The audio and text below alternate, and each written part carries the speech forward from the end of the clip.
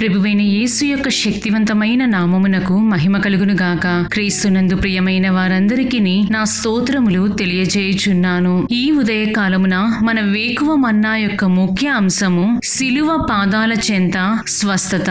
దీని ధ్యానార్థమై మనము యెషయా గ్రంథము 53వ అధ్యాయము 4వ వచనమునందలి మొదటి భాగము వైపు మన పరిశుద్ధ గ్రంథమును త్రిప్పెదము గాక.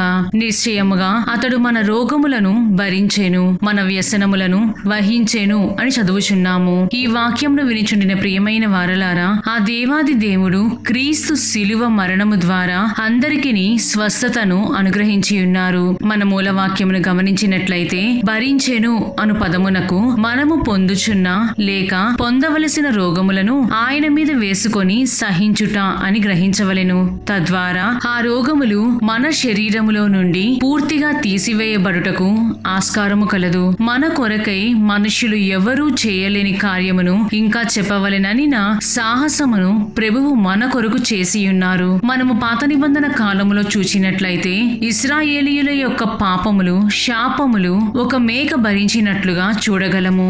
దీనికై మనము లేవియా కాండము 16వ అధ్యాయము 21, 22వ వచనములను గమనించినట్లయితే అప్పుడు అహరోను సజీవమైన ఆ మేక తల మీద తన 2 చేతులు ఉంచి ఇశ్రాయేలీయుల పాపములన్నీయు అనగా వారి దోషములన్నీయు వారి అతిక్రమములన్నీయు దాని మీద ఒప్పుకొని ఆ మేక తల మీద వాటిని మోపి తగిన మనుష్యుని చేత అరణ్యములోనికి దాని పంపవలెను.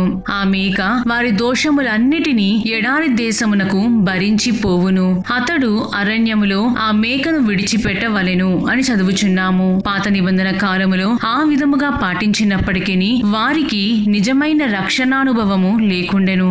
సంవత్సరమంతయును వారికి నచ్చినట్లుగా జీవించి పాపములు, దోషములు చేసి ఇలా మేకతల మీద వాటిని మోపెడివారు. తిరిగి మన మూలవాక్యమును గమనించినట్లయితే రోగములను భరించెను అనగా మన దీర్ఘకాలిక వ్యాధులను విడిపించలేని స్థితిని కూడా మన కొరకై ఆ కల్వారి శిలువలో మన ప్రభువు భరించి ఉన్నారు. వ్యసనములు అనగా మన బాధలు, భారములు, మన కష్టములు, మన మూల్గులు ఇవన్నీ కూడా ఆయన సహించి మనకు నిత్య జీవమును అనుగ్రహించి ఉండెను. ప్రియమైన వారలారా, మన మెస్సియా ఏ విధముగా మన వ్యాధులను, బలహీనతలను తొలగించుచున్నారు, ఏ విధముగా మన ప్రభువు మన భారములు, బాధలను అనగా శరీరానుసారముగా, ఆత్మానుసారముగా ఉన్న బాధలను సైతం ఏ విధముగా తీసివేయుదురు. ప్రవక్త అయిన యెషయా చెప్పిన విధముగా ప్రభువు ఆ కల్వారి శిలువలో చేసిన త్యాగమును బట్టి మనము యెషయా గ్రంథము 53వ అధ్యాయము 5వ వచనమును గమనించినట్లయితే మన అతిక్రమ క్రియలను బట్టి అతడు గాయపరచబడెను, మన దోషములను బట్టి నలుగగొట్టబడెను, మన సమాధానార్థమైన శిక్ష అతని మీద పడెను, అతడు పొందిన దెబ్బల చేత మనకు స్వస్థత కలుగుచున్నది అని చదువుచున్నాము. అవును ప్రియులారా, ప్రభువు చేసిన త్యాగమును బట్టి మన జీవితములలో ఒక నెమ్మది లభించుచున్నది. యేసు మెస్సియాగా, దేవుని కుమారుడిగా, దేవుని యొక్క సంకల్పము ద్వారా మన రక్షణకై పంపబడిన వ్యక్తిగా మన ప్రాణ, ఆత్మ, శరీరములకు స్వస్థతనిచ్చుటకై ఆ కల్వారి శిలువలో బలియాగముగా మార్చబడినని మనము జ్ఞాపకముంచుకొనవలెను. శిలువ పాదముల చెంత ఆయనను నమ్ముకొనియున్న వారందరికీ ఆయన నిశ్చయముగా స్వస్థపరచుటకు గాను శక్తిమంతుడై ఉన్నాడు. ఆ ఏదేను వనములో పోగొట్టుకొనిన నిత్య జీవమును సైతం ఆయన శిలువ మరణము ద్వారా మనకు లభించుచున్నది. మనము అపోస్తలుడైన పౌలు రోమియోలకు రాసిన పత్రిక 5వ అధ్యాయము 12వ వచనమును గమనించినట్లయితే ఇట్లుండగా ఒక మనుష్యుని ద్వారా పాపము ద్వారా మరణమును లోకములో ఎలాగు ప్రవేశించెనో అలాగుననే మనుష్యులందరూ పాపము చేసినందున మరణము అందరికీ సంప్రాప్తమాయెను అని చదువుచున్నాము. పాపము అనున్నది మనలను దేవుని నుండి వేరు చేయడం మాత్రమే కాదు, కానీ మనలోనికి వ్యాధులను, బలహీనతలను, చివరకు మరణమును కూడా తెచ్చిపెట్టును. ప్రభువు వీటన్నిటి నుండి విడిపించుటకే ఈ లోకమునకు వచ్చియున్నారు. మనము యోహాను సువార్త 5వ అధ్యాయము 6వ వచనమును గమనించినట్లయితే, యేసు వాడు పడియుండుట చూచి వాడప్పటికి బహు కాలము నుండి ఆ స్థితిలో ఉన్నాడని ఎరిగి స్వస్థపడగోరుచున్నావా అని వాని నడుగగా అని చదువుచున్నాము. ఇక్కడ ప్రభువు తనంతట తానే ఆ రోగి యొద్దకు వెళ్లి వానిని స్వస్థపరిచినట్లుగా చూడగలము. తిరిగి మనము 14వ వచనమును గమనించినట్లయితే, అటు తరువాత యేసు దేవాలయములో వానిని చూచి, ఇదిగో స్వస్థత నొందితివి, మరి ఎక్కువ కీడు నీకు కలుగకుండునట్లుగా ఇకను పాపము చేయకమని చెప్పగా అని చదువుచున్నాము.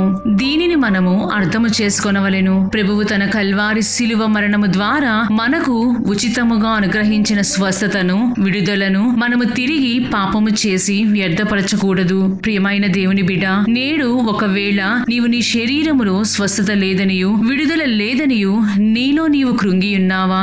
అనేక మంది వైద్యులచే చేయి విడిచిపెట్టబడి ఉన్నావని ఎవరినీ సహాయము అడగలేని నిస్సహాయ స్థితిలో కనబడుచున్నావా? ప్రభువు నిన్ను విడిపించుటకును శక్తివంతుడని గుర్తెరిగి ఆ శిలువ పాదముల చెంతకు చేరుము. నిన్ను నీవు తగ్గించుకొని ప్రభువును అర్థించుము. నీ స్థితి నుండి, నీ వ్యాధి బలహీనతల నుండి ఎవరూ నిన్ను విడిపించలేరనియు కేవలము ఆయన పొందిన దెబ్బల చేత మాత్రమే నీకు స్వస్థత కలుగునని జ్ఞాపకముంచుకొనుము. నీ ప్రయాసములన్నీను వ్యర్థమని గుర్తెరిగి ప్రభువు చెంతకు చేరుము. ఆయన గాయములచే మాత్రమే స్వస్థత పొందుటకు గాను నీ వ్యాధిని, వేదనను ఆ శిలువలో వహించియున్నారు. ప్రభువైన క్రీస్తే మనము నమ్ముకొనదగిన గొప్ప వైద్యుడై ఉన్నారని రూఢిగా విశ్వసించి నేడే నీ రోగముల నుండి సంపూర్ణ విడుదల పొందుము. ఆ విధముగా శిలువ పాదముల చెంత నిరీక్షించడి జీవితమును ప్రభువు మనందరికీ దయచేయుదురుగాక. ప్రభువు మిమ్ములను మరియు మీ కుటుంబములను దీవించి కాచి కాపాడుదురుగాక. ఆమేన్.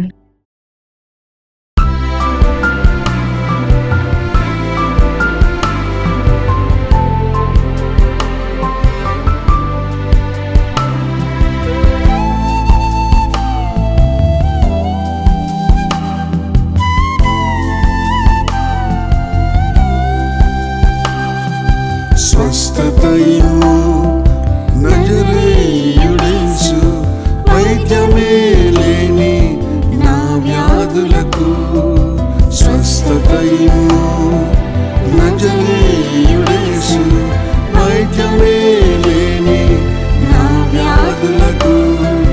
వచ్చితిని యేసు నీ పాద సన్నిధికి, గాయపడిన హస్తముతో ముట్టుము దేవా. వచ్చితిని యేసు నీ పాద సన్నిధికి, గాయపడిన హస్తముతో ముట్టుము దేవా. స్వస్థపరచుము నన్ను ఈ క్షణమే.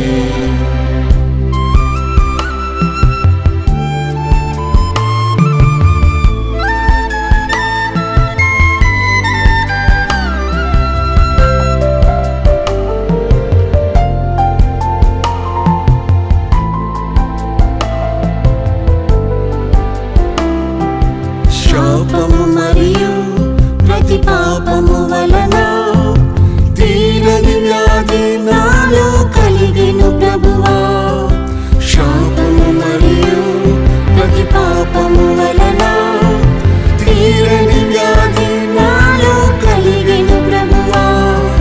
నా శాప పాపములు సిలువలో తొలగించి అద్భుత స్వస్థతను నాకిచ్చితివి. నా శాప పాపములు సిలువలో తొలగించి అద్భుత స్వస్థతను నాకిచ్చితివి. స్వస్థతయు నజరేయుడేసు, వైద్యమే లేని నా వ్యాధులకు. స్వస్థతయు నజరేయుడేసు, వైద్యమే లేని నా వ్యాధులకు. వచ్చితిని యేసు నీ పాద సన్నిధికి, గాయపడిన హస్తముతో ముట్టుము దేవా. వచ్చితిని యేసు నీ పాద సన్నిధికి, గాయపడిన హస్తముతో ముట్టుము దేవా. స్వస్థపరచుము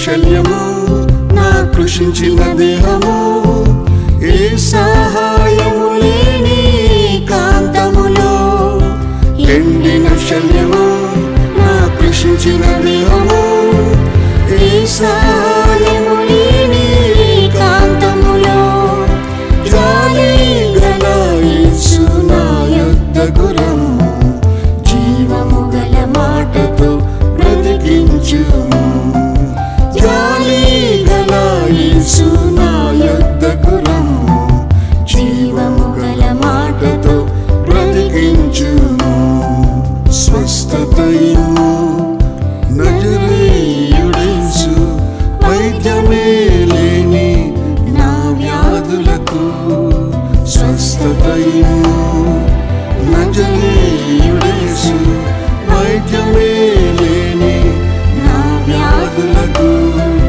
వచ్చితిని యేసు నీ పాద సన్నిధికి గాయపడిన హస్తముతో ముట్టుము దేవా వచ్చితిని యేసు నీ పాద సన్నిధికి గాయపడిన హస్తముతో ముట్టుము దేవా స్వస్థపరచుము నన్ను ఈ క్షణమే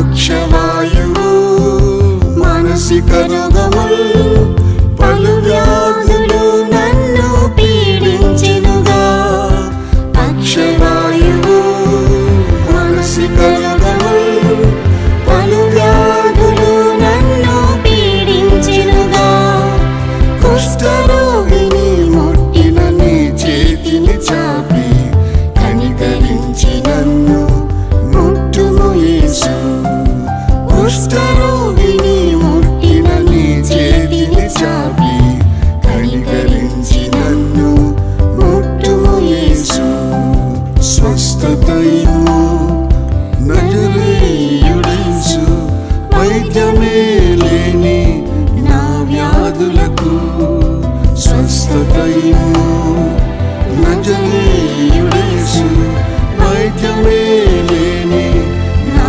వ్యాధులకు వచ్చితిని యేసు నీ పాద సన్నిధికి గాయపడిన హస్తముతో ముట్టుము దేవా వచ్చితిని యేసు నీ పాద సన్నిధికి గాయపడిన హస్తముతో ముట్టుము దేవా స్వస్థపరచుము నన్ను ఈ క్షణమే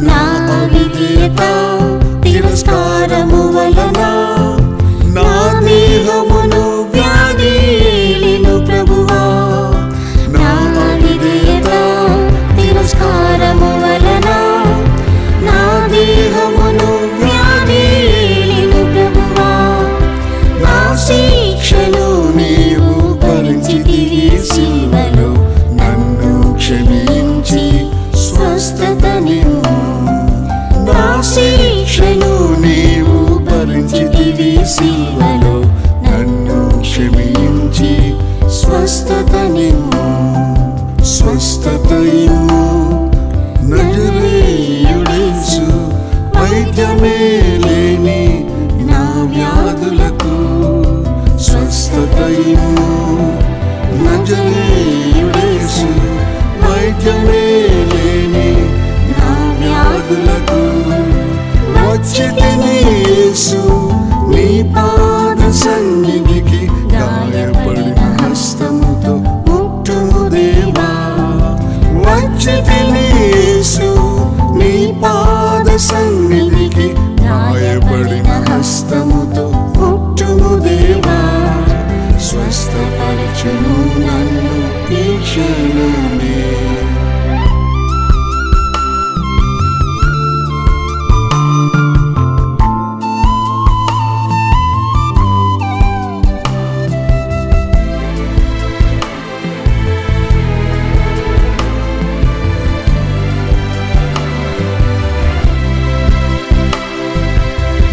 గాయములు వాగ్దానములతో ఆరోగ్యము స్వస్థత మరలా నిమ్ము.